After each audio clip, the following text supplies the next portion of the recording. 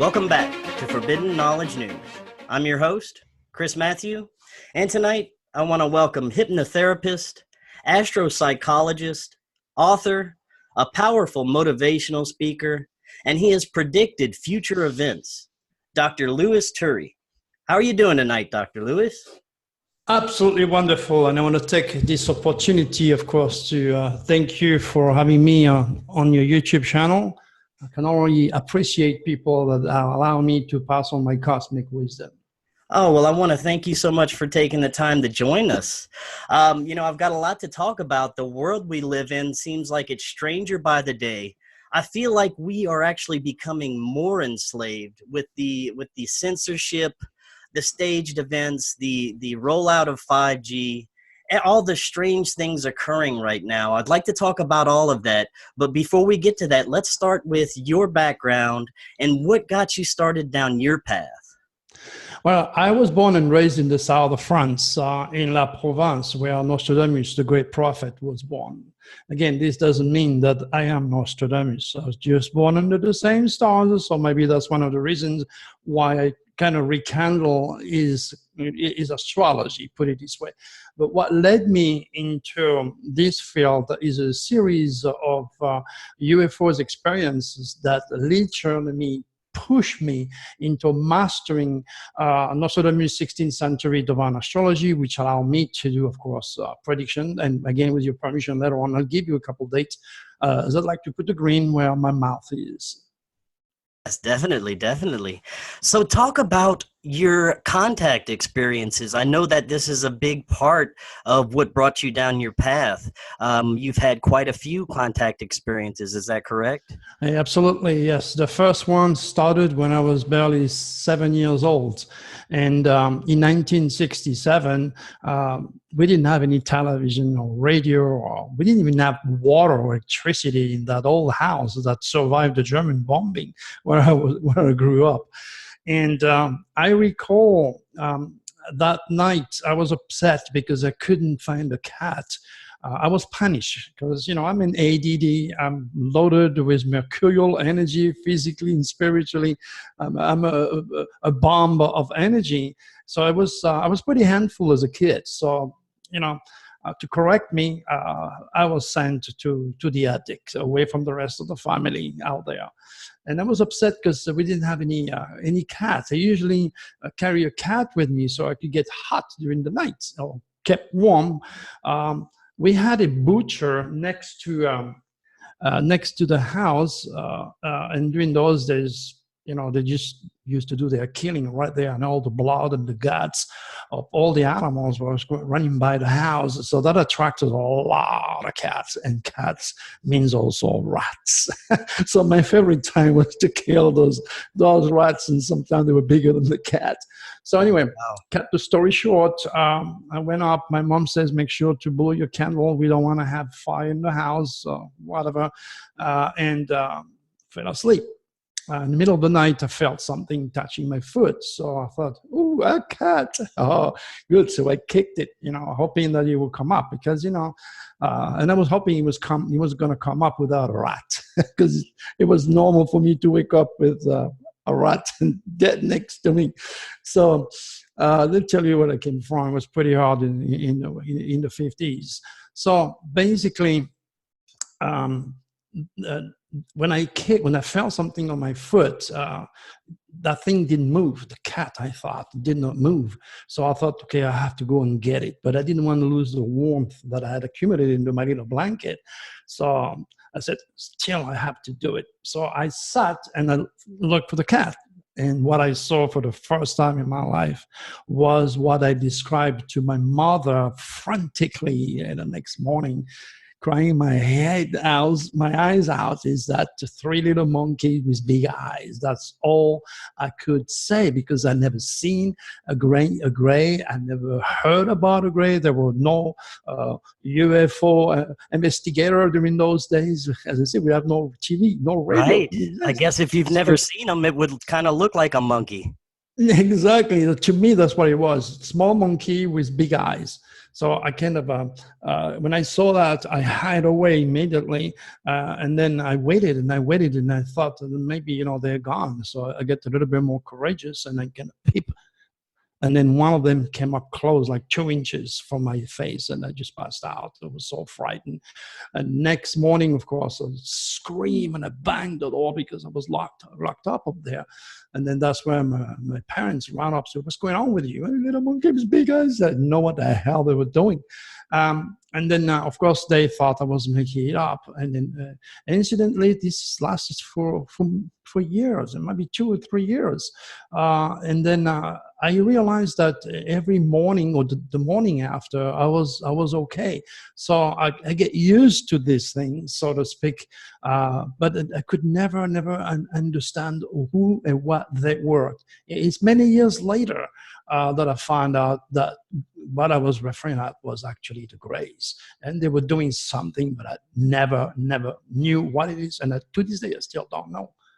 That's my first experience. Now, do you find the Greys to be sort of like robotic entities, just kind of like worker bee type of entities? Yes, indeed. They are dignified robots. So they are doing the cutting the cows, you know, checking the food supply. They flying the saucers. They're doing all the manual work. They're just dignified robots. But it's all artificial intelligence as far as the Greys are concerned. From what I know, from my channeling from Draco, this is what I'm repeating from what I heard from my channeling with Draco. Now, you said you were channeling from Draco. Now, just the word Draco draws a lot of red flags in this community because there's a lot of negativity surrounding just the term Draco. You hear it referred to as evil reptilians, or an evil space, an alien force, or a negative archonic force even. So explain to us how it's different for you, and are these entities, do they have our best interest in mind? Absolutely not. I mean, first of all, as far as the Draconis are concerned, people tend to associate the Draconian with the Draconis. Is one single syllable makes the entire difference. There is only two sorts of extraterrestrials: the good one and the bad one. Now, there is hundreds of names that you can associate those entities with, but ultimately you have the reptilians. Again, that's the correct pronunciation that I got from the channeling from Draco. And then you have the Draconis, which are the gardeners of this world. The reptilians are the evil, the demons, the archons. They are the negative forces, and they can only survive in dark matter. They travel in time and space through black holes to go through different vibrational system, and they cannot survive without negativity, and that translates into fears, chaos, all sorts of fears. And they are the one who actually have created more than 875 different religions, because religions, the fact of the matter is that humanity has suffered much more with religion than all the war, disease, and natural disasters combined. So the Draconis, on the other hand, the gardeners of this world, the one who works from the light or the sun, so to speak, those entities stimulate the mind of engineers, the mind of inventors, of artists. So anytime you had a good feeling, you create something or you do something that supports humanity, the future, hope, love, education, now you have the signature of those great Draconis. They are from the constellation of Draco, but the essence that drives the Draconis is directly from the sun. While the Reptilians' main base in this solar system is on a planet called Pluto, which is called in Greek mythology the Lord of Hell, the Lord of the underworld. And so there's only two forces in life, you know. That's what I say to my student: positive, negative, up and down, black and white, front to back, God, devil, male, female, yin and yang. So even humans, we are symmetrical. We have two eyes, two arms, two legs, two sides of the brain. So we are a battery, so to speak. So their agenda is to make sure they find a way, and they are very keen in doing this, to unplug ourselves, because we are like a battery, as I said. Anytime you're negative, you discharge, you do not regenerate. Anytime you're positive, is the opposite. So their agenda is to produce as much trouble as possible, as much confusions and chaos, so that the human spirit degenerates. And the children are particularly vulnerable because not having cosmic consciousness. They're being taught in our college universities, geography, languages, the art, history, but nobody is there to teach them who they are, where they come from, where they're going. Then they look through technology for answers, and the reptilians also handle and manipulate technology, and that confused those kids. The next thing you know, they go and kill everybody else, a school shooting, or they just kill themselves. And that, of course, depicted the endless chain of suicide that you cannot stop. Right. That's one of the things I wanted to talk to you about, is how social media is affecting the younger generation. Before we do that, let's get back to some of your contact experiences. Now, did you eventually have contact with other entities besides Greys? Yes, my second experience took place with my brother. During those days, I was at the Royal School of Music in London. I was learning how to play piano.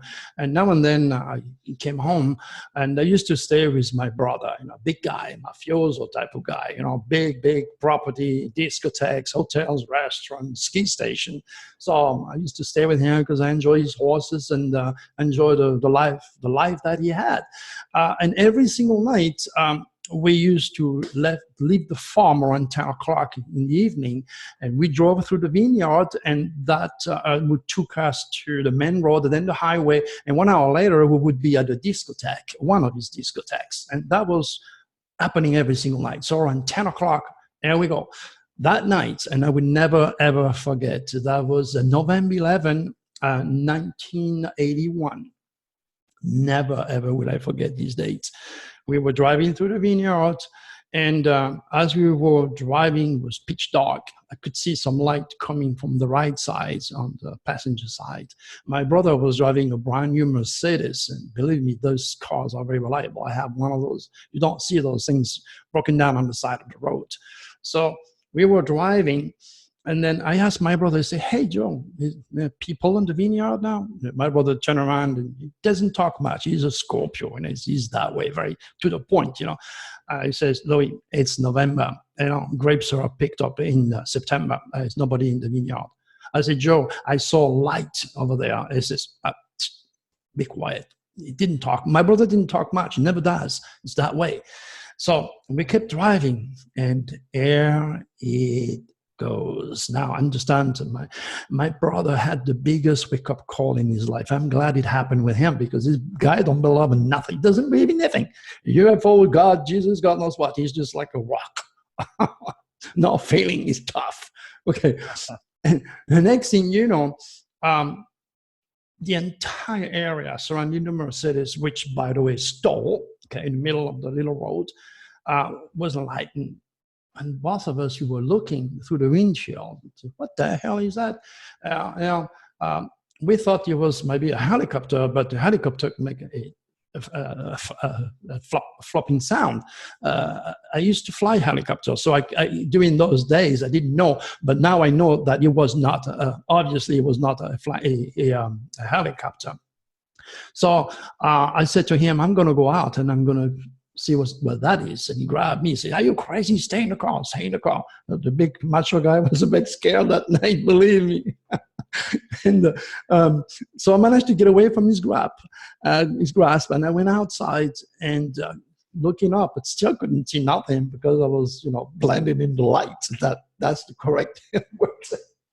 Wow. And then for a second, they turned the lights off, and then it took me a while for my eyes to adapt, maybe a minute or so, and all of a sudden I was right above this stolen Mercedes, 30 feet or so above the car, a majestuous, incredible flying saucer suspended right there. There was just like a reddish, yellowish, goldish energy light coming around the car and myself. And I was looking at this, and I was banging the front of his car, swearing every word I knew in French, asking my brother to get out of the car to give a good look to this. No, he did not. He was still inside. Was it a typical saucer, or was it was a physical ship? It was a physical ship, my friend. And they said, if you get too close to a flying saucer, you're going to be cooked or whatever. Now, believe me, I was 30 feet under this flying saucer. And look at me, I never have been burned to anything else. But what's amazing is after a certain time, there were definitely intelligence in that flying saucer. They turned the lights on, and then as it came, and it was suspended right there, motionless, making that humming sound, it just took off. And he flew barely like 5 feet above the chimney of the farm across the road. I was like totally blown away. I was like, you know what? I tell you what, Chris, people have the right, to be skeptical about any UFOs experience, because it's such a personal experience. It's so deep. But when you are faced with the reality of spaceship being real and not a product of someone's vivid imagination, that changed the entire game. Wow, that was my second, unique experience, I might say. It was weird. So I went back into the car, and my brother says, not a word, Louis, this did not happen. I said, what? He says, this did not happen. What I understood, of course, is that my brother knew a lot of big guys, and he didn't want people think we're jerks. Plus, he's very secretive by nature. The next thing I know, listen to this, we arrive at the discotheques. Usually when we arrive at the discotheque, we open at 11 o'clock or 12 o'clock. We see some groupies, barmen, the guys, girls working there about to open the discotheque because we're about to start. We stay up all night. That's how it works in the south of France, in France. That night when we arrived, the discotheque was in full motion. My brother and I were looking at each other and said, what the hell? We had a missing time. Then that's for the first time and the last time in my life, I have seen my brother on the other side of the bar with a bottle of scotch and a big cigar in his mouth. And we both were looking at each other because I was doing the same thing. Yeah. And we were like, what the hell just happened here? Wow, that's amazing. Incredible. And for 30 years, the very next day, by the way, my mother called me. She said, hey, what happened to you and your brother last night? So he already broke the promise, but he had a very close connection with my mom. And he told her what happened. And then for 30 years, he just said that didn't exist. And one day, he finally decided in front of the entire family in Christmas dinner to say, oh, wow, you know what Louis said about these flying saucers many years ago did actually happen. We own the truth to our children. I thought, you sucker, after 30 years, you're finally saying the truth. But, my big brother, I love him though. Now, did you ever find out what happened during your missing time? Were you ever regressed or hypnotized? Not on that one, but big time on my fourth experience. That's my second one. Okay. My third one, same story. I was in England. I just graduated and I won the distinction cup in front of 400 students. So I was very proud of myself. I got my first recording deal with Philips Phonogram Recording Company. I had my first record. We didn't have any CDs those days or cell phone.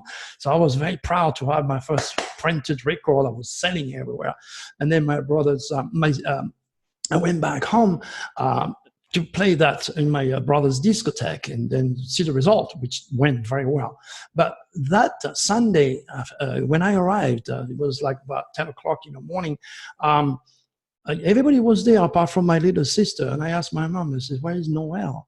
Oh, she said, well, she's gone. She's gone to work, tomorrow is Monday. So she has to take the bus and go to work. And I said, oh man, I'm gonna miss my little sister because I couldn't stay that long. So And then there she is, right in front of me. I said, what are you doing here? She said, was upset. Oh, I missed the bus. They're going to fire me. Mama, what am I going to do? My mom says, don't you worry. Louis is going to give you a ride. Now, understand that's many, many years ago. We didn't have GPS. The only way for me to go from A to Z is to stop every few miles and ask directions because I didn't even know how to read a map. So let's cut the story short. It's 4 o'clock in the morning. I'm exhausted. My sister is sleeping. There is snow. It's high in the mountain. It's cold. And I'm desperate for a cup of coffee so I could stay awake and ask direction. Didn't see anybody forever. And there you go. In the middle of the mountain, and a kind of a low down valley, I saw some lights. So I drove down there, and there was this restaurant open. I said, wait a minute here. Afterwards, down on me, I said, wait a minute, this is not America where you have a 24/7 operation like McDonald's. This is the south of France, middle of nowhere, in the middle of the mountain. How come there is a restaurant bar open? And it's 4:30 in the morning. Okay, anyway, so I parked the car and I know for a fact there was nobody. I wake my sister up and my memory is absolutely clear.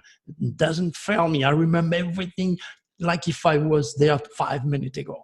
So I wake my sister up and I say, okay, I'm going to go and ask directions. So I parked the car and I go inside. And as soon as I opened the door, I saw 3 huge guys by the bar. Pretty tall. And I thought, ooh, those guys must be loggers to be so big. And I don't know their intentions. So I'm very protective, So I said to my little sister, stay by the door. And what do you want to drink? And she says, Coca-Cola. Freezing cold. And she wants the Coke. Anyway, so I went to the bar. And then I was very, very cautious not to bother those guys. And I asked the barman for Coca-Cola and a cup of coffee. I brought the Coke back to my sister. She was already back asleep. And I went back to the bar waiting for my cup of coffee. And then as I look on my left side, there was 3 guys. I mean, my nose was at the belt of one of those guys to tell you how tall and big those things was. What the hell? Who was those guys? I hope they have good intention. And then they were like motionless, faceless, looking straight ahead of them like robots, but they were human beings. Was it like a Men in Black type situation? Yeah, that's what it was. Men in Black. Exactly. You said it before I said. Wow, they were wearing the suit and everything? Yeah. Oh, yeah. They were very, very nicely dressed and, motionless, voiceless. And then one of them looked at me from his height. And I was like this. He says, do you want to play cards? I look at him and I said, you know what, man, I'm tired. I just want to get direction, have my cup of coffee, take my sister to work. I don't want to play cards. He says, come on, you're going to be friends with cards. It was interesting that I didn't understand just yet. I cannot even play poker. I'm 69 years old. I cannot play poker or any card game. The only card game I play is the tarot. And it's each hand is a winner. So he was right. I was going to be friends with cards, but not the cards that he was handling. And anyway, he told me, pick a card. I'll pick a card. Interesting. He's telling me what it was. Pick another one. Pick another card. And as soon as my eyes saw the card, he told me exactly what it was. I said, well, that's an interesting game. Then he looked at me and he says, Louis, and I never told him my name, this is not a game. Oh, I start to freak out. And then he says, pick another card. I was so shocked. I pick a card and I thought, okay, I'm going to challenge him. I'm going to tell him that I'm going to change the 9 of diamond for the Queen of Spades. He looked at me and he says, Louis, you are not going to change the 9 of diamond for the Queen of Spades. And that very moment, I felt like if somebody stick a screwdriver from here to there. I was holding to the bar and said, what the hell's going on here? I'm trying to keep my balance. And I asked the barman, where's the bathroom? He says, right there. The bathroom was barely 10, not even 10 feet away. The door was open. I didn't even turn on the light. I went straight into these things. I opened the water because I was afraid to pass out. And I was pouring cold water in my face, trying to not to pass out because of the pain. And then I felt like if I had a chain connecting me to this guy, okay? And then I was talking to him in my head. I said, I don't care who the hell you are. I don't care how tall you are. I don't care how nasty you are. Man, you better tell me what the F, excuse my French, you're doing to me, because I felt so invaded. You have no idea. And I ran out. I mean, less than a minute, a maximum is what the time I spent in that little bathroom, flashing my face with cold, freezing water just not to pass out. And I went back inside of the bar, and those three guys were gone. I was in shock, and I asked the barman, I said, where are they? I said, I don't know. They must have come here with you. I said, no, there was no car outside. Where are they? They just walked out. So I ran outside, and I looked left and looked right, and I listened. Nothing. Look at my sister. She was still asleep. And then, oh my God, I said to my sister, I wake her up, let's get the hell out of here. Let's get the hell out of here right now. I don't even know if I paid the guy. Okay. And I just took off. What's very unbelievable, Chris, is that what I remember is getting into the car with my sister and then driving back home the next day around 9 o'clock in the morning. I was back in my little village. I don't know how many miles. I do not recall either taking my sister to wherever she was working or driving back. All I recall is a headache that I would never wish on my worst enemy that lasts for weeks at a time. Now you're talking about the Men in Black. Did they finish something they started when I was a child in the attic? Did they prepare me psychologically speaking by standing on top of my head 30 feet in the middle of nowhere? Then I knew right then, right there, that there was something more in my life than just to sing, play piano, cut records. I knew. I went back to England. I worked really, really hard. And then I left England and I went to the United States. Wow. And that was incredible. That is incredible. Now, at this point, you really weren't clear of any messages they were trying to give you or what exactly they were doing, right? No. What's interesting, I just remembered, I forgot to mention to you, I was in a discotheque the night before, the night, a few weeks before flying to the state. I met this guy from San Diego in California, and I never seen a quarter, I never seen a dollar quarter. And he says to me, hey, Louis, we became friends, and he gave me that quarter. I was happy that he was from America because I told him I wanted to go there. So he gave me that quarter. I still have it, though, incidentally. And he gave me his card. And he said, if you come in the United States, you know what, I will help you. I will help you. Oh, my gosh, I'm still looking for the guy. And I went. When I arrived in San Diego in 1984, I just had $50 in my pocket. I have a bag. And I said, what the hell am I doing here? I had a culture shock, though, because I was walking on the beach, and I saw all these girls wearing bra and guys wearing very long shorts. In France, the girls go topless, and, it was very different. We have a very different way of seeing life, so to speak. So I had a cultural shock there. And then I finally located the place, and I saw two old people there in a place where they sell T-shirts and things for the beaches, And then I asked them, hey, can I speak to this person? Hey, David? Yeah, his name's David. And they look at the card, and he says, there's no David here. I says, come on. He gave me his card. This is your address. He says, yes, this is our address. We've been here for 30 years. I said, and you have no David? He says, no. I said, look, I tell you what, I don't have money. I don't have a phone. Can you please call this number? He said, yeah, we're going to call him. And they called, but there was no number. Didn't exist. Oh, wow. I'm not making this is up, Chris. This is true. I got better thing to do than to make up story like this. Believe me. That is fascinating. Now, at what point did it start to become clear what type of messages, if any, they were giving you? After my fifth experience, but that was when Draco entered my body. But there is another one which is absolutely critical for me to pass on. I got married I came here under the table, of course, illegal alien, but I wanted to be here. So I married an American citizen and pay my taxes, get my green card, and I'm legal now. But that was the only way for me to do it then, because I didn't have the money and no time to pay for an attorney or God knows what. But that was easy during those days, you know. It was very, very easy. It was very different. You didn't have to go through all this technology just to jump into a plane or being harassed all day long by God knows what. It was different worlds, and I miss it, to tell you the truth. So my wife was very beautiful, and she was a model. And then again, a date that I would never, ever forget. Again, the date was August 11, again, 1991. Remember, November 11, 1981. Now it's August 11, 1991. All right.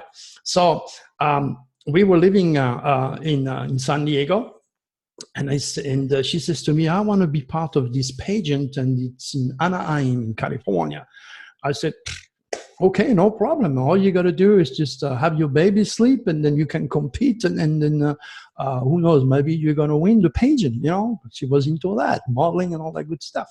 So we went to bed early, and then again, in the middle of the night, she woke up. She was trembling, she was crying, she was screaming, she was on the floor in a fetal position, and she was trembling. And I said, "Oh my gosh, after so many 8 to 9 years married with that woman, to 10 years, I've never seen her like that. I thought she was losing it." I said, "What's wrong with you? What's wrong with you?" She goes, I don't know. Look under the bed. Look in the cupboard. Go and look downstairs." I said, "What's wrong with you?" I did not understand what's going on with my wife. I thought she was going crazy. And then I had good reason to worry about what she was doing is a premonition of the thing that was going to happen the next day. So next day, the clock wakes us up, 6 o'clock. And I said to her, "You know what, you look like hell." So I didn't sleep. Forget about your page. And she says, No. I don't want to stay in this house. I want to go. I say, "Okay." I said, "And then, you know, Grandma lives next door, so we can go there." All right. So at this time, I paid attention, and I filled up my gas tank, because of what happened to me 3 times. And I told her, "You know, honey, you're marrying me, but I got to tell you something. I have something special to do with extraterrestrials." And my wife, Taurus, down to earth, rational, practical. She says, okay. She never knew that she was going to be so connected that you have no idea. Emotionally, physically, spiritually, that poor woman has been directly involved with extraterrestrials. And let me keep going. So, we took off exactly 9 o'clock. My tank was full. We took off 9 o'clock, and we were driving north on I-5. As we were driving, I took a chance, and I said, "Hey, what happened to you last night?" Oh, she was really, really upset. She says, "I don't want to talk about it." And she turned the radio on. I said, "Okay, I got it." Keep driving. The last thing I remember is going through a sign called Jamboree. I don't know if you've ever been there, okay? That's the last memory that I had. And I drove into a cloud, and I thought it was, you know, a marine layer in San Diego. Marine layer, it's normal occurrence, you know. So, but what was weird is that I didn't feel the bumps under the car. As you drive, you feel bumps. Didn't feel anything. There you go. The next thing I know, I said to my wife, "Look, I'll tell you what, I had no idea what the hell I am. I'm totally confused. I don't recognize anything." She said, "Oh, come on, keep going. I didn't see the sign of Disneyland yet. We're not there yet. Oh my gosh, we were supposed to go to Anaheim."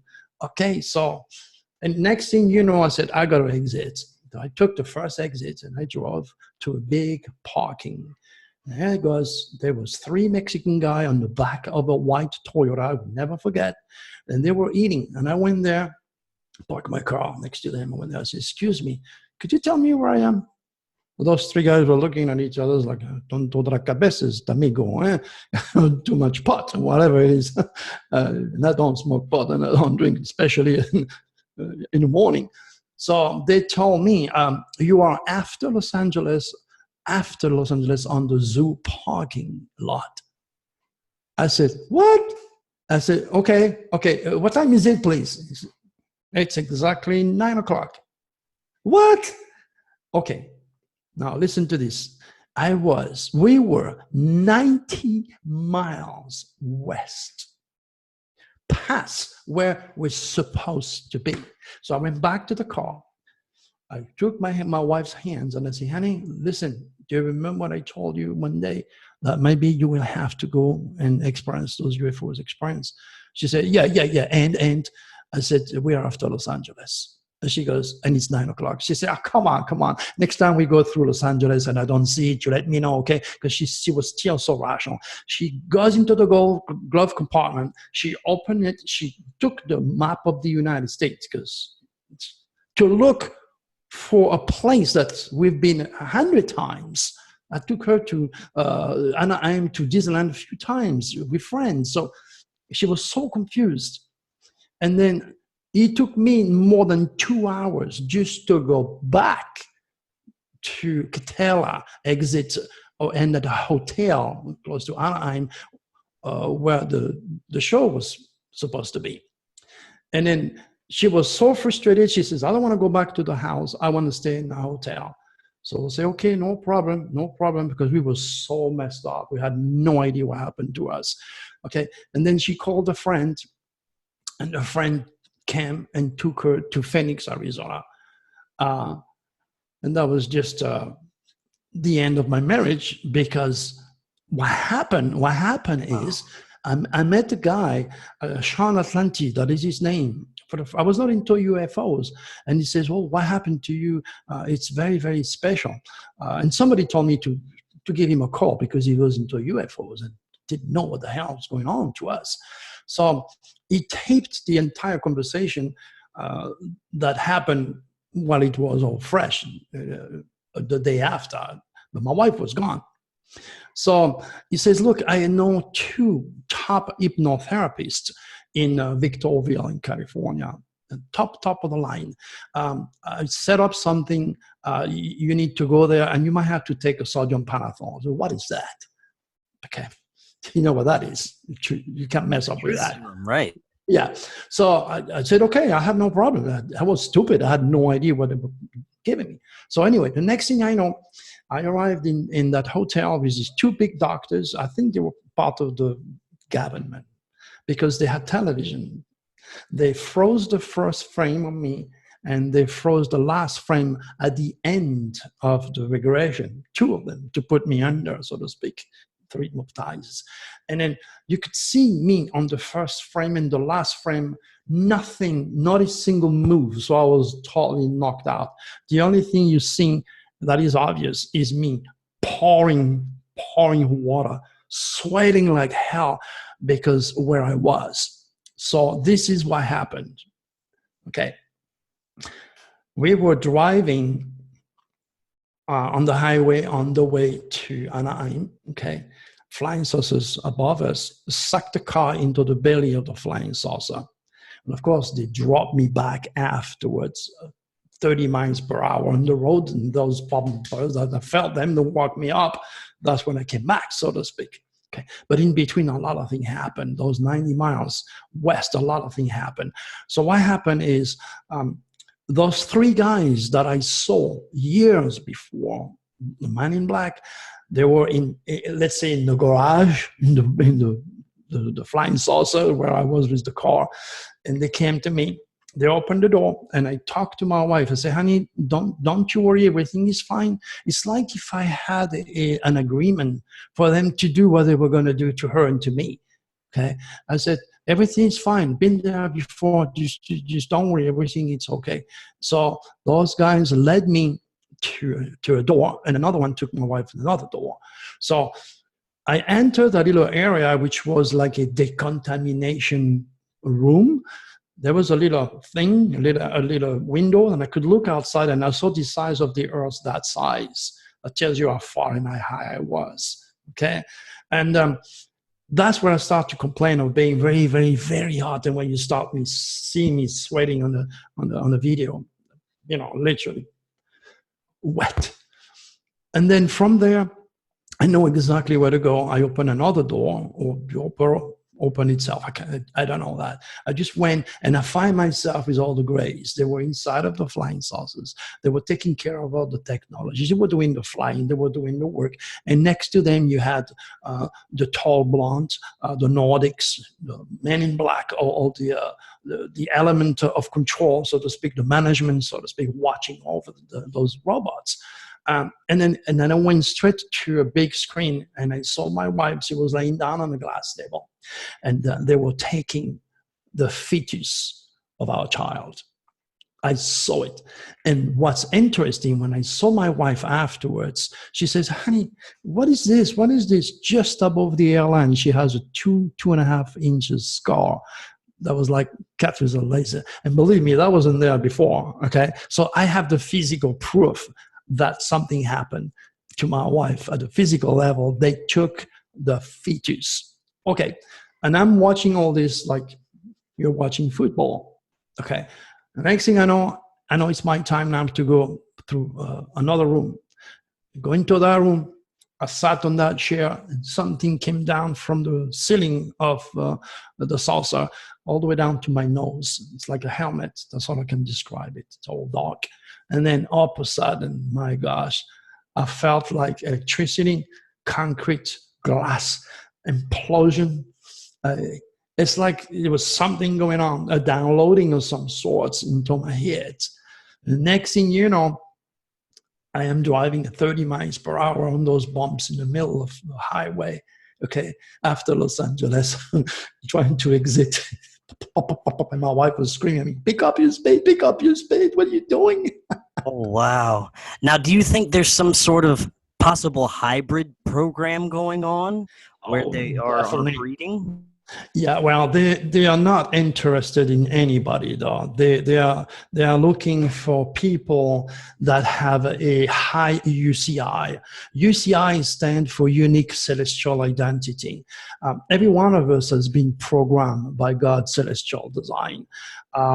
Every one of us on a moon position. The moon is responsible for the emotional response to life. That's where the word lunatic, moody, and crabby comes from. A subconscious response from human to know the power of the moon interacting with the mind. And now, your mind is nothing else than the computer, a fleshy computer protected by a bony case, which is reacting to an outside stimuli produced by the universal mind. That's where science has a problem to delegate my work, because with science, everything starts and finishes in the brain. When there is nothing in the brain, there is no difference between your brain, my brain, Einstein brain, or a killer brain. Same density, same wiring, same weight, same function. What's different is the UCI, or the inherited karmic program. So they are looking for people that have reintegrated in this dense physical world with an advanced UCI. And our baby was supposed to be born. Had it been born, I've done in stars, he had a phenomenal, supremely advanced UCI, probably much more refined or spiritual than mine. And God knows I'm a highly spiritual man. So they are not looking for the president. They are not looking for an intelligent person in power or anybody, any high scientist. No. They are looking for you. If you have the mind, if you have the spiritual conception that they have lost, because they are so rational, they are master of matter.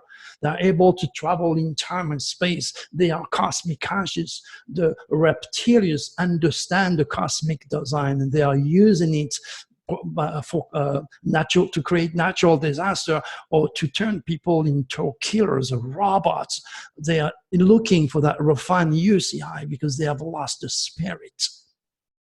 That's the best way I can describe it, through Draco channeling, which, with your permission, now I can go and explain to you and prove to you that Draco is real.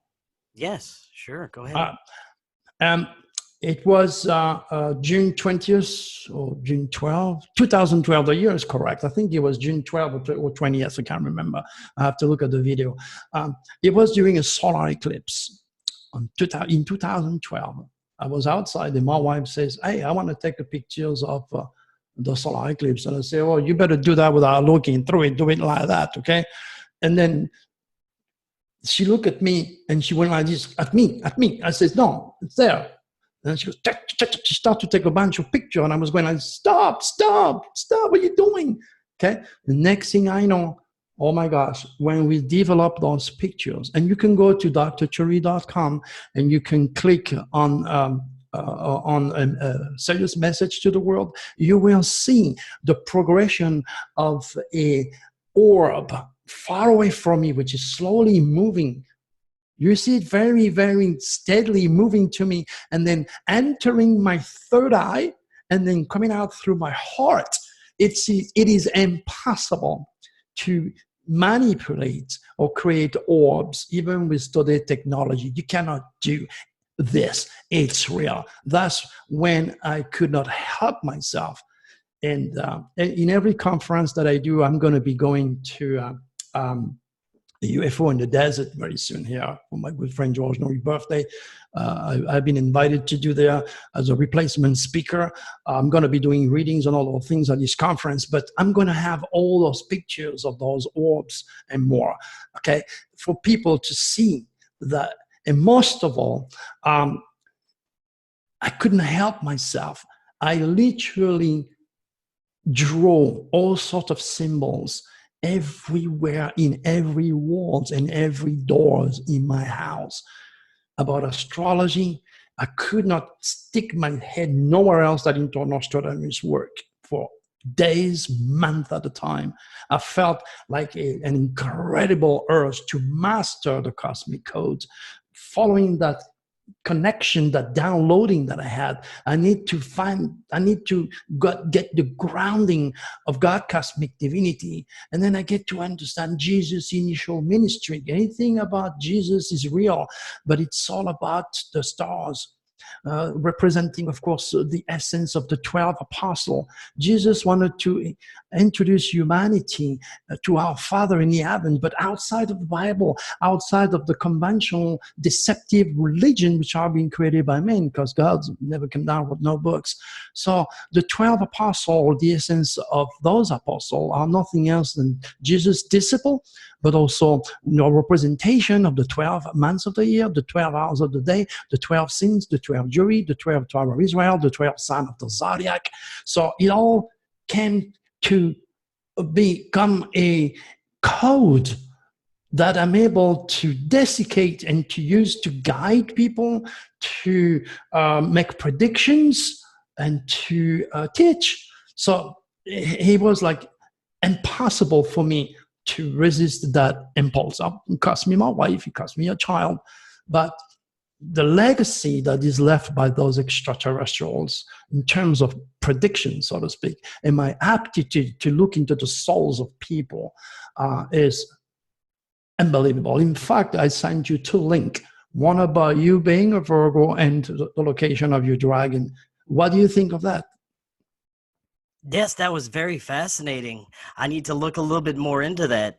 It's very interesting stuff. I mean, the connections to astrology fascinate me whenever I hear readings. I've never had a detailed reading myself, but some of it is amazing. Well, you have to understand that my top students were born in September, like you. And it's not an accident for George Norrie or Art Bell to be born in June. I'm going to be doing a little speech for George for his birthday, and I will make sure to recall the memory of Art Bell, which is also born in June. And then looking at you as a Virgo, June represented the communication world, the radio world, the passing on the communication. The month of June or Gemini is controlled by a planet called Mercury, or symbolically, the ancient generation carved a man with wings on his heels to represent the transportation, the communication world. So if I want to know, for example, with using a forensic astrology, where you are a Gemini, where you are a George Norrie, where you are a Art Bell, I have to go and locate your Gemini house. So that's very easy. You count from the month you were born, which is September, you count all the way to June. It was August 30th.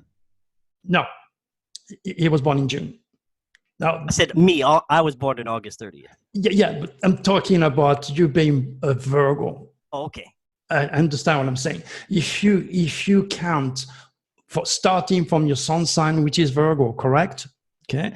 If you count 10, including September, because that's the first month of Virgo, you're going to end up in your 10th house, or 10 houses your career, and that's where you become a Gemini. September, October, November, December, January, February, March, April, May, June. June, Gemini, 10th house, your public standing. Your career is all about communication, writing, taking pictures, and pass on the information. Very 1 second. I give you a little reading really, really fast. As far as your mental process is concerned, your critical thinking, you count 3. So September, October, November, you think and you talk like a Scorpio. That's why all my students were born in September, because the mental process of a Virgo is very, very rational, very investigative, and of course, sarcastic. That's why I mentioned you could be sarcastic when you're pissed off. Definitely so, yes. Right on the money. And then most of all, your head of the dragon is in Aquarius. Okay, all my planets are in Aquarius. I'm like you, I'm on the cusp. I was born February 26th. So, but I'm still Aquarius in the first house. And Aquarius is joining your head of the dragon. And I teach my students there are no accidents in life, only cosmic circumstances that make things possible. So talking to you today is not an accident, because your dragon set in Aquarius is joining my stellium in Aquarius. In other words, you vibrate at the same cosmic speed than I do, and a magnet will attract a piece of wood, and this allows us to pass on information to the world. Now, let me explain the power of your Aquarius, if you don't mind, okay? Of course. The symbol of an Aquarius, if you go to Dr. Turi and click on top of my website on Aquarius, you will see the symbol. It's a man, he has a jar, and the water poured out of the jar. Okay, so that means the soul has to go into what? The sign of Aquarius, regiment. Aquarius is ruled by a planet called Uranus. Uranus is called in Greek mythology the genius planet. The Aquarius or Uranus was the future of humanity, technology, UFO, the impossible, the incredible, the future itself. It will regulate Japan. And that's why Japanese are under these jurisdictions of Aquarius, and that's why there's a place as Uranus was the sudden release of energy that makes this country prone to earthquakes. This Aquarius dragon set is your potential as a humanitarian to introduce humanity using high tech and your higher self, so to speak, to educate people through your 10th house in Gemini. There's much more about you, but I can only give you a little bit. Now, let's talk about America, because the stars do not affect only people, they affect country. In fact, I was watching Dr. Sanjay Gupta on CNN. He was talking about why French and Italian live a long life. Of course, he's not cosmic conscious. He's a traditional, rational doctor. I'm a soul doctor. So he does not know that certain signs control countries. Now, the French and the Italians are under the jurisdiction of Leo, or the sun. So the food plays an important part, but Leo rules also love, romance, and children. And in France, family is very important, food is very important. And the reason why French and Italian live a long life is because we are under the jurisdiction of the sun, and the sun is life force number 1. The energy also affects our language. It makes the French and the Italian a romantic language. Like if I want to say you're a nice person, I would say, oh, tu es mucho hapa, or bonito, mi ami. Okay? Or in French, oh, tu es une personne très gentille, je t'aime bien. Okay? So you can see the accent is Leo, is love and light, and he creates a generation, and he creates generation, and he creates a society of artists and sensitive, creative people, the French and the Italian. Now, if we go to Germany, it's not the sun, life, and light anymore that control the German people. Is Mars, or in Greek mythology, the Lord of War. And that's why they sound like Martian. If I want to say you're a nice person to a woman, for example, in German, I would say, du bist mein Ander und alles, ich habe dich gern, ja? Now you see the difference between, oh, vous êtes bien gentille, madame, je vous aime bien, and the German, because it's Martian. Now, do you think it's an accident for Hitler to be born in April under the jurisdiction of Mars and Aries? Aryan race, Aries, Aryan race. You see the Right. intonation? Yeah.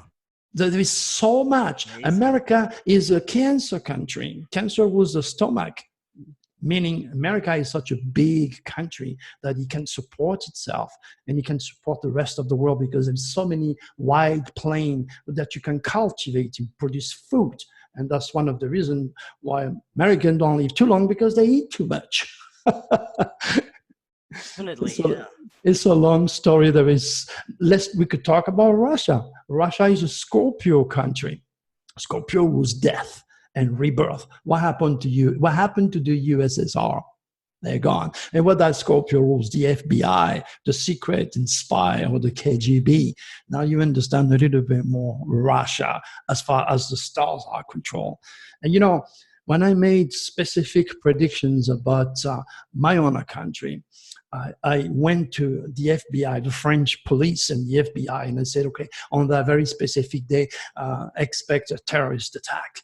And to reward me, they called the FBI in New York when it happened. And now I have, for the second time, FBI agent knocking at my door, thinking that I am a sleeping cell because I gave them the exact date of 2 terrorist attacks. So now I'm being very careful. Wow. Okay, because this next terrorist attack, do you want me to give you the date right now, my friend? Yeah, let's hear it.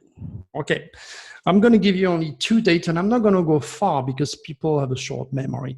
The first date I'm going to give you is the 17th, okay? That's what, 3-4 days? The reason why I mentioned that is because this SOS to the world deadly window, it's already in action. Because every one of my SOS to the world deadly window produced very large earthquake. And again, I was right. A 7.1 happened and created a tsunami somewhere today. I just heard it on the news. What I'm trying to tell you, on the 17th, you're going to have a plutonic SOS to the world deadly window, or the perfect window that the reptilians are going to manipulate. So what I'm going to tell you now is just the keywords, okay? The keywords are simple. Life and death, wake-up call, anything and everything that is under the cover, terrorism, very high in the list, crazy people killing people, the police being killed or killing people is part of the rules. A dance of evil is going to take and start. It's already started just a little bit now, and it's going to get worse as we get into the 17th and after that. So I'm giving you that date. Now, everything you say or do on that day will follow you for the rest of your life. It's a very serious message. I would strongly and very strongly recommend every one of your listeners to go to drturi.com and click on my blog, okay? Because I gave that date weeks and weeks. In fact, I gave that date, I believe, on George Norrie show a while ago. So, and then I'm going to give you another one, but this one is specifically for shocking news and large earthquakes and tsunami again. The next date I'm going to give you, and that's why I'm asking people to make notes, okay, is the 24th. So the 17th, drama, death, wake-up call, terrorism, nasty, nasty window used by the reptilians. And the next date is the 24th. Okay, May 24th, and that is more a shocking surprise. So usually large earthquakes, tsunami, very high on the list. Anything to do with technology, anything to do with UFO, cosmic happening. In fact, let me tell you a little story that happened. I'm sure you heard of William Shatner. Yes? Yes. Yes. Okay, he invited me on this show, and he says, Dr. Turi, I don't mind to put you on my TV show and give you national exposure, but I read everything about you, and you know, I'm practical. He's an Aries. You know, I will do that if you can prove to me that you're real with your talent, whatever UFO legacy you mentioned. I said, okay. So I said, how do you want to do that? On the phone, he called me from Canada. And he says, I'm going to ask you for 5 predictions. And then like you say, you give date, 5 specific predictions and 5 dates. Okay. And you send this sealed to Canada to me. I'm going to give this to my TV producer. Okay. And they're going to go down to Phoenix with all the equipment and the track to do a TV show in your house, okay, before anything, they have to open that letter and they have to look at CNN if at least one of your prediction came to pass. 5 of them came to pass. Those guys were going berserk. And you can go again on Dr. Turi. You can click, watch the TV show with William Shatner, or read exactly what I mentioned to you. Read exactly the words that were said and exchanged before I had access to national TV with that TV show. Wow, that is very compelling stuff. It's very real, Yeah. unreal. It's scary. To me, it's a blessing, but it's also a curse. Because last time I was on a radio show, I said, be ready for the beginning and ending of important phases of life. And I tried to give some information. I said, what do you mean the beginning and the end of important phases of your life? I said, I mean, it's just the key words that I have from the record, the beginning or the end of important phases of life. And there is a quatrain that goes with it. Okay, 2 weeks later, my mother's died. My own mother. I predict my own mother's death. And that's the exact same day that David Icke was refused access to Australia. They did not give him his visa, meaning thousands and thousands of people in Australia have suffered my prediction, because to them, it is the end, as far as David is concerned, for him to go there and speak until he gets this stuff together. Do that make sense? Yeah, yeah. And now you have those dates, Chris. All you got to do is just keep in mind, and that's why I don't send you too far away. I send you the next 2 or 3 days, and believe me, you're going to see the drama. You're going to see how the reptilians are powerful. But as much as I can delegate on negativity, because you take a compass, it's going to point out north, right? Negativity. But I can also do totally the opposite when I have a person face to face, like I have with you on Skype or on Zoom, doing a full life reading, making predictions and so forth. I can do all sorts of good things. I do have a few UFO conference, a few cruises to do, and I intend to, as a clinical hypnotherapist, I intend to let Draco work through me and work through all the people that I'm going to induce a very light trance, okay? And they're going to feel immediately, as soon as the music starts to play, and I'm going to bring them down to captivating their conscious and delegate their superconscious, they're going to feel that energy. But the most important effect will be felt by every one of these people maybe a week or 2 later. Because as I teach my students, the future is nothing else than the reincarnation of the thoughts. If you are able to bypass the subconscious and hit the superconscious in time and space, okay, you will be able, with your thought process, to stimulate the atomic structure of your environment, and from there get your wildest dream a reality. And the same process is taking place as far as your health is concerned. You know, when I contracted cancer 10 years ago, I had given up in life. You know, I have accepted my, my death. I was crying. I was upset. You know, you have to go through a lot of emotional level when they tell you have 6 months or 3 months to live. And then the surgery took place and everything else. And then the 2 oncologists told me, you know what, Mr. Turi, you need to have chemotherapy. I said, you know what, this I want. There was something in me that was telling me, don't. It was so strong. Do not, because this will kill you before the cancer does. And this is what the reptilians usually do. They use technology to burn the cells. It's a long story. I don't want to elaborate with this. So instead, the same little voice, you know, that little voice, the intuition that you have will never lie to you if you learn to listen to the subconscious, okay? It'll give you a very serious warning sign, obvious if you are already trained how to do it. So I find myself shopping. What am I doing here? And I was led into the vegetable area, and I was walking up and down. I mean, how those vegetables are going to stop cancer coming back. It doesn't make no sense. I was trying to figure out what it is that am I doing here. Okay, I was led. And then I landed on these roots never seen those roots, never tested those roots, didn't even know those roots existed. So I said, okay, let's do it. Just pick up some roots, whatever it is. Pick up some roots, pick up some beetroots, pick up some celery, pick up a bunch of stuff, and then juice it all and put some honey.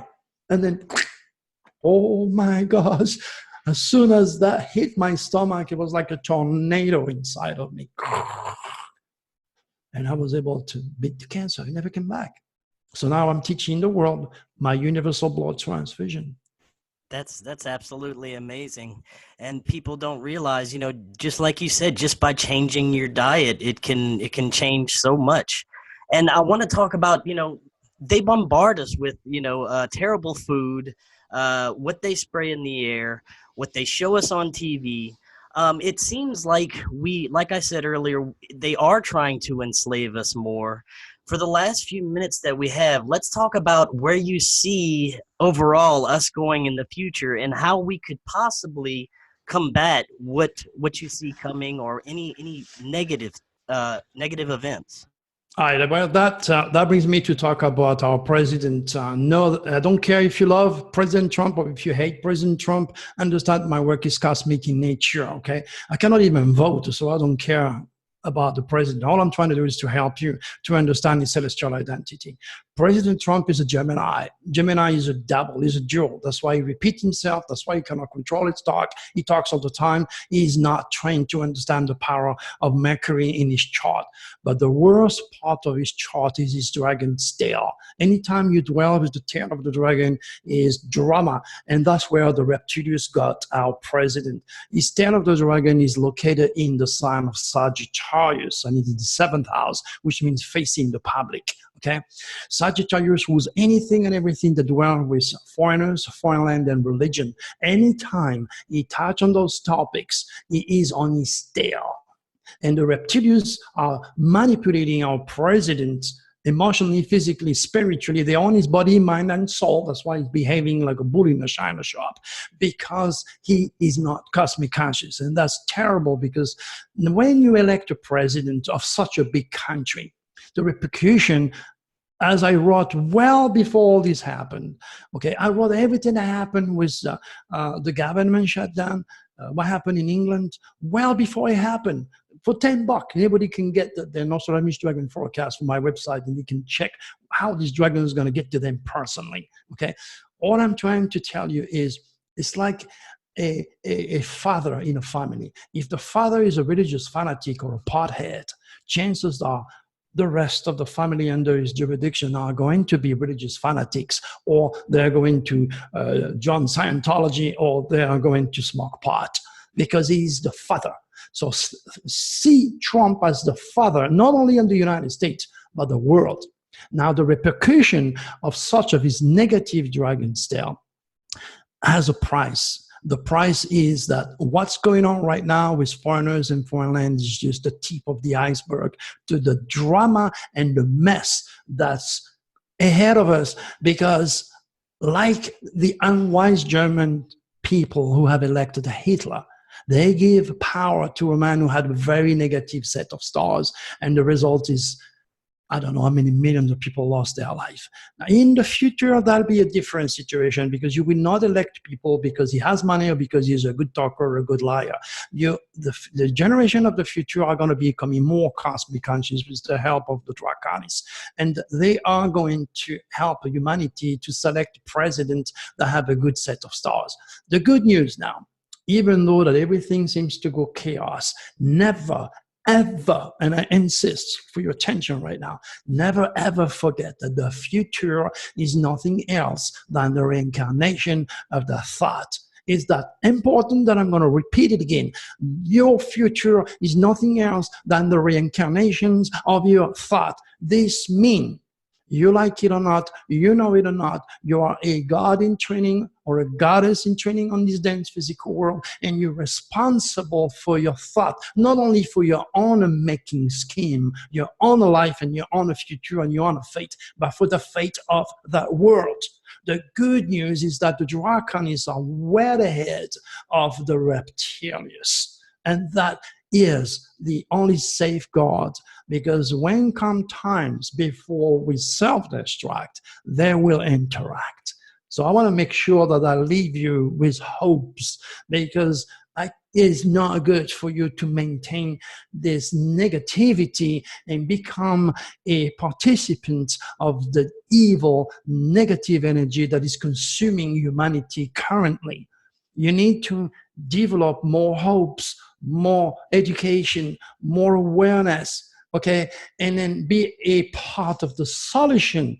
Because the problem that we have is school shooting. You could take all the guns away, you could put a cop in every school, in every room. That's not going to stop it, okay, because it is not a physical manifesto. It is a spiritual, a psychical manifesto. Those kids, as I said earlier, are learning French, English, geography, geology, mathematics, but who is there to tell them who they are, the part they play in the magnificent celestial design of God creation, who, by the way, speaks to his children through the sign. I'd like to mention one more thing, okay? God created the stars in the heavens for more than the sake of beauty. He gave them to us for interpretation so that we may lead a safer, more productive life. Now we all have to fight the reptilian-infected religious matrix, the reptilian-infected scientific matrix, and bring back God cosmic divinity, because he has enslaved, God himself has enslaved every one of us to uncover the golden keys to what it means to be human. And you can only do so if you speak God cosmic language, something that has been stolen from humanity. And if you want the proof of that, you go to drturi.com, and the first thing you're going to see is pictures of all the popes of the past being taught astrology by the Vatican Council, and other pictures where you see the Pope being enthroned into the sign of Leo. Remember, every single disappeared civilization, the Mayan, the Incas, and the Sumerian, they were not astronomers. Astronomy is only 100 years old. They were astrologers. That's why they built a magnificent monument facing specific constellation to generate the power and communicate with extraterrestrials. Extraterrestrials is not a product of my imagination. As far as I'm concerned, I'm well past believing. It's not a belief. It's like astrology, okay? It's not a belief system. It's not a religion. It's a science. And in order for you to delegate such a science and build up your own cosmic consciousness, you have to do the mental gymnastics that are associated with getting a smarter, better superhuman. That was very well said, Dr. Turi. And I'd like you to take the next couple of minutes just to plug anything that you have coming up interesting that you'd like to share. Again, you have a little voice in you. You heard me. Thank you, Chris, for being a channel, for allowing me to fulfill my own acquire soul's purpose through your dragon set and technology and all that good thing that we represent. If in any way, shape, or form you feel that either Chris and I have something to offer, just join us, okay, and promote it, okay? I don't have to sell myself.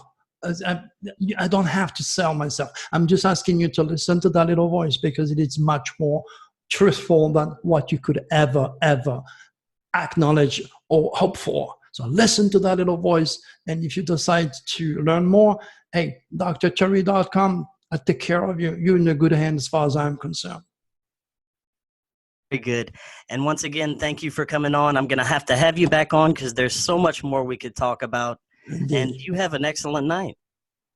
You too, my friend. Thanks again for having me, Chris. Good night, my friend. Good night.